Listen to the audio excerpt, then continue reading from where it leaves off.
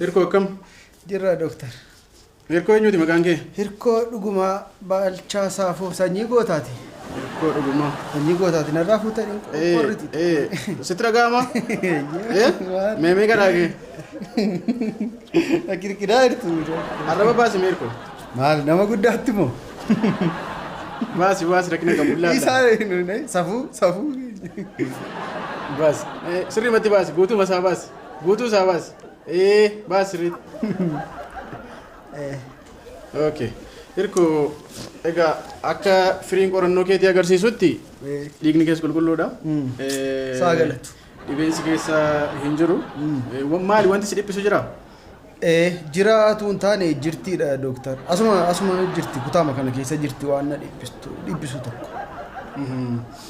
Akkas taanaan dhiphina hir'isuudha yaali.